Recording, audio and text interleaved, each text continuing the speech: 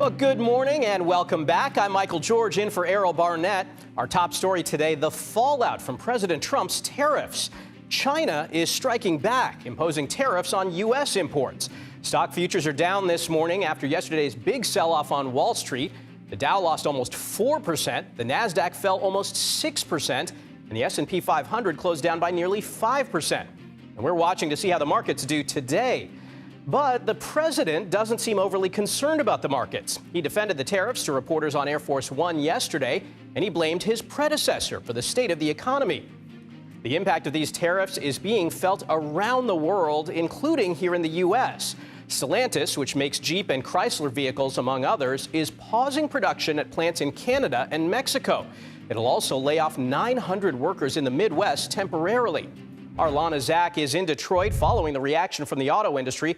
But first, we're going to start with Weijia Jiang, who's in West Palm Beach, Florida. Weijia, great to have you here. First off, I want to ask, how does the White House sell this tariffs plan to folks who have already lost money in the markets?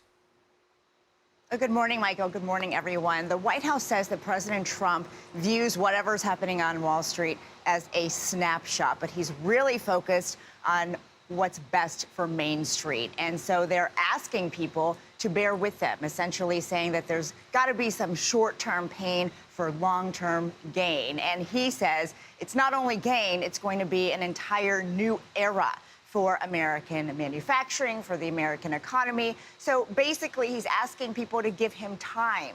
But that is not what people wanted from him. They wanted immediate relief when they voted for him. And so he has not been able to answer to those American people who expected him to lower prices right away when he is now saying, these policies will take some time to implement. As for people on Main Street, we've talked to so many people, whether they are business owners, whether they are in various sectors like automaking or just consumers who are worried about shopping. And most recently, we talked to farmers who say they are really concerned they're going to have to shut down their farms because whenever these retaliatory tariffs kick in, like the ones from China you just talked about, they wonder why anyone's going to want to buy their products. Take a listen. Other countries are going to start to look for different places to start to buy soybeans and corn and wheat. Brazil is right behind us in production. I think it's a very sad situation that farmers are the ones who have put them in the office, and we are the ones who are taking the hit. Now, during the first Trump administration, farmers received about $23 billion worth of bailouts because tariffs back then led to losses for them. And the administration says they are preparing potential programs in case there are economic consequences again. But, Michael, these farmers say they don't want a handout. They want to work. Understandable. Well, we know these tariffs are going to have a huge impact on some of the U.S.'s biggest trading partners. What's the president saying about that? Well, the impact is actually going to boomerang right back to the U.S., like we saw this morning with China, because the trading partners, not just Beijing, but many others have said that there will be countermeasures. So now we're going to be hit twice, and we don't know exactly by how much from these other countries. So not only are imports going to be more expensive for American consumers, but now American exporters who sell things to other countries could face a hard time, convincing those countries to buy from them. As for the long-term impact, the foreign leaders have made very clear that this is a disaster, and they are warning that this is not only going to impact the U.S. economy, but really has the potential to pull other countries into a recession as well. All right, Weijia Jiang in West Palm Beach, Florida. Thanks. For more on how the tariffs are impacting American auto workers, let's bring in CBS News national correspondent Lana, who's in Detroit.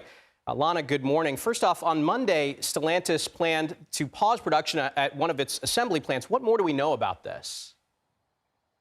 Yeah, workers were notified yesterday, Michael, that they were not going to be returning to the line coming this Monday. Stellantis says that they are assessing the impact of these tariffs, and as a result, they've decided to pause production in some plants in Mexico and Canada and here in the United States at 5 different plants, one of them just about 15 minutes from here, Warren Stamping.